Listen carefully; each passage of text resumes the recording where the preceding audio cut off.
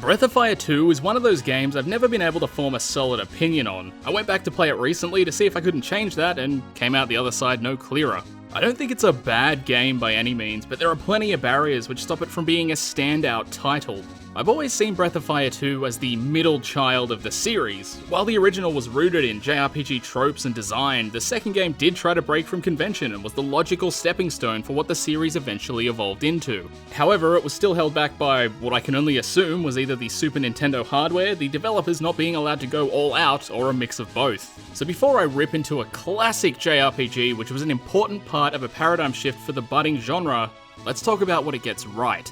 First off, whenever talking about Breath of Fire 2, you gotta jerk that story off, as well as the setup and motivation for events. The overall plot is about fighting a corrupt religion, which is gaining ground all over the world. You happen upon this by pissing off a bunch of underlings who are actually humans turned a demon by the supposed god. Their crippling flaws as humans were exploited and manifested in the form of these manipulative, foul beasts. Where other games, such as Alundra, would come along and do this better, I don't think there's any denying that Breath of Fire 2 gave it a solid, memorable crack and took advantage of the mentally void, sheepish creep that only a religion or cult can offer. To pull that off in such a minimalistic fashion while games like Final Fantasy X struggled to make it a part of their retarded anime narrative is a testament to how at one point in time, Capcom were not complete horseshit. I'm also a fan of small details, such as the labial eye spewing gospel about how big God's dick is, alluding to future story events, or how the game opens in black and white, but upon transitioning to a field which houses a long slumbering dragon, the game is suddenly colourful. The direct contrast gives you a better appreciation of how vibrant and charming everything is, and in a time when you had to manually tune your video game consoles to your TV, that monochromatic scene would have driven people fucking mental. The motivation for Ryu beginning and continuing his adventure is also brilliant and believable. The game opens with the prepubescent protagonist living with his sister and his father in a quaint town. After a brief scene of dialogue outside the town, he returns to find that nobody has ever heard of him nor of his family, and they've simply disappeared. It's as if he's been sucked into an alternate dimension. Skip ahead a few years, and now he's a ranger who takes on various requests with his best friend, Bo. They run an errand for a character who actually becomes significant later in the story, and then Bo breaks into a house in order to steal some shit from a rich guy. Upon entering the house, Bo discovers a female thief with bat wings who had beaten him to the prize and was on her way out. She narrowly avoids the guards, leaving Bo to be identified and to flee a wanted man. The masterful way Breath of Fire 2 frames this scene is as follows. Before figuring any of this out, the player is fed rumours and clues as to what happened and who was involved, with the only concrete fact being Bo's absence. You're then prompted to go searching around the town for your best bud and encounter a suspicious but visually distinct female with bat wings who hastily flees. When Bo's found, he spills his guts, and this should immediately click with any player. You've just seen the real culprit, the one capable of clearing Bo's name, flee the town. Because of the circumstances, she can't be too far away, which prompts the immediate journey. Visual cues like this are a fantastic way to make the player feel a sense of urgency, and I cannot applaud the developers enough.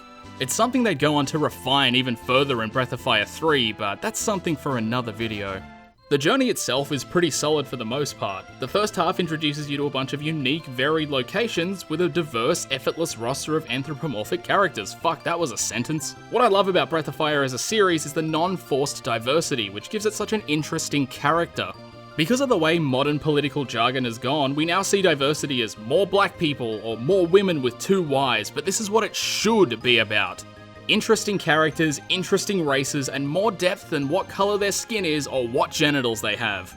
With that said, you can make these varied creatures even more varied through the use of shamans. There's a total of 6 in the game, and each one represents an element. Fire, water, wind, earth, heart, and a second equally useless element.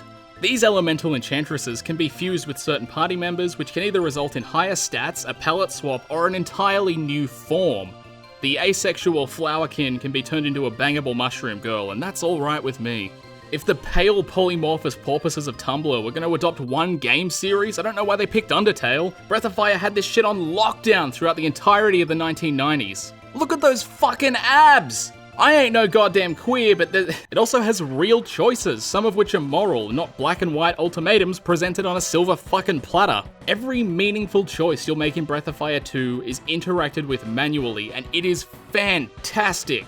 From major decisions such as interior decorating and customizing your neighborhood to teeny tiny insignificant decisions which may impact the ending of the game, Breath of Fire 2 shines in how it trusts the player. There are 4 examples I want to talk about, and the first is in a scene where you meet your first real party member, Cat. Effectively, Ryu goes to beat the shit out of her in some sort of arena setting to get information about the Bat Thief. There's talk that she'll be shot with poison darts because crowds love it when people die. You're given the choice to buy 2 antidotes and take them preemptively so that nobody falls ill from the poison. Kat's a bit of a fucking retard, so she refuses to take the antidote, so Ryu has the option to chug both and go full White Knight for some pussy.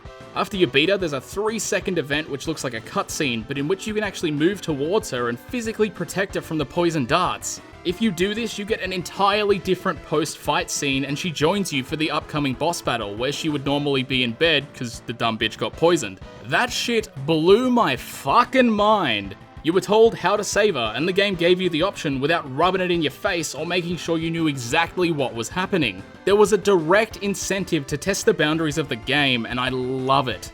The second choice is in a well in some town. A boy was lost in the well, so the townsfolk entered to find him. Most of them were attacked by these face-hugging things and became hostile. When you enter a battle with one of them, you encounter a villager sprite with a face-hugger on it, and these 2 are separate enemies. But if you attack the villager, they die, whereas if you attack the face-hugger, the villager's freed. Since villagers are incredibly weak, that means you can't go all out with attacks that hit everyone or careless moves, because you may end up with a corpse on your hands. The villagers are also the primary target, so if you don't check for a second enemy, you'll never know it's there. The third choice is after the well, when you're constructing a town. You can pick between 3 styles in which to build your city, and you're not given a menu or an obvious way to select them. You have to physically approach 3 different builders, each in their own style of house, and ask them to replicate that style for your town. This is such a minor thing, but it will never fail to impress me. Not every choice has to seem significant in order to make a significant impact. And the final choice is toward the end of the game, so spoiler alert. This case is similar to the facehuggers, but actually impacts the story in a significant way. By this point in the game, you're fucking bringing the heat. You've got spells which could rip the earth a new asshole, and you're presented with 3 security beacons and an old man embedded in a machine. If you attack the old man, he'll die, and this stops you from blasting all your stronger spells, blah blah blah blah blah, you've heard it all before. What makes this instance different is that before the fight, the man begs you to kill him. He's also the primary target, and if you target an enemy who's been killed before the attack executes, it will automatically hit the old man. If he dies, you miss out on a bunch of shit towards the end of the game, and the best ending. I think it's neat that such a severe price is paid if you wander mindlessly into battle and hack shit up with your most powerful attacks. This is a great choice, one where the gameplay dictates it and not a yes-no dialogue prompt. Also, shout out to the general whimsical nature of Breath of Fire. At one point, some old hag tells you to go fix the garden up, which involves you going to the garden and battling rocks, stumps, and patches of grass as though they were real enemies. Using the combat system for a comical gag without any major changes is utter brilliance, and it occurs several times throughout the game. Now, as great as those things are, let's talk about what almost made me put the game down for good.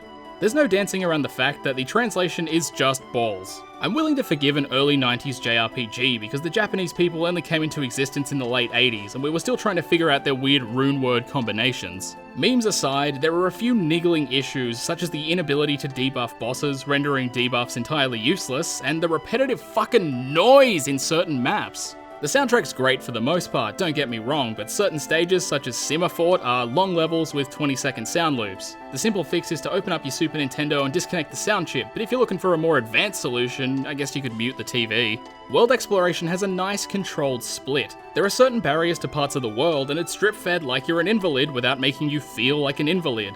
The big gripe I have is that not only is there a cunt load of backtracking, and to use warp you need some poof to frog in your party, but the encounter rate is ridiculously high. It honestly seemed like I was getting an encounter every 3 to 8 steps. Breath of Fire 2 made me hate JRPG combat and random encounters. To be fair, it's not too bad when you have a clear objective, but the back half of the game has a large focus on ostensibly unimportant fetch quests. I was constantly being told to go halfway across the map and return with some unimportant bullshit because fucking reasons, JRPG narrative. Also, the aforementioned shaman fusions cancel themselves if you die or if you reach critical health, which is a tedious process to counter, especially if you're balls deep in a dungeon. One of these shaman transformations is absolutely necessary to breach the final dungeon without necking yourself, which, funnily enough, is my biggest gripe.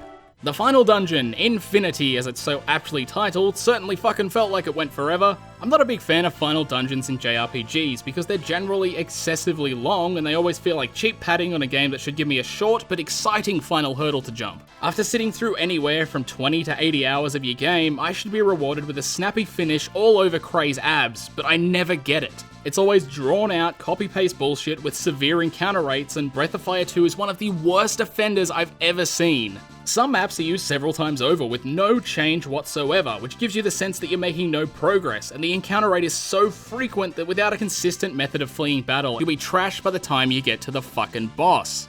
One of Nina's fusions has a fairly consistent method of fleeing battle, and I can't even imagine running that fuck of a dungeon without it. On the off chance that this fleeing method fails and Nina takes a hit, she can lose her Shaman fusion, which will leave you stranded with no consistent way to flee the immense amount of random encounters. For your own sanity, you pretty much need to warp out of the dungeon, return to the city, fuse up, and start from scratch. And as if that weren't bad enough, there are 2 bosses and it's a mixed bag of fuckery. The penultimate boss is significantly stronger than the final boss, and losing to either of these bastards will see you have to run the entire dungeon again. I actually struggled to beat the first of the 2 bosses and may have died a handful of times, but that's fine, like he's a really good fight. However, the final boss was a breeze and vastly underwhelming. Some really neat graphical effects accompany the battle, but ultimately, it's a shit boss fight existing as the fuck cherry atop an 18-layer cake, with each layer being identical to the last. In conclusion, Breath of Fire 2 does some good shit, then it does some bad shit. Some of the bad shit masks the good shit, but if you flush it fast enough, the stink doesn't linger for too long. I don't know, just go play Breath of Fire 4. Breath of Fire 4 is way better. If you made it to this point in the video, and you gay for Kray, put it in the comments, gay for Kray. Fucking, thanks for watching.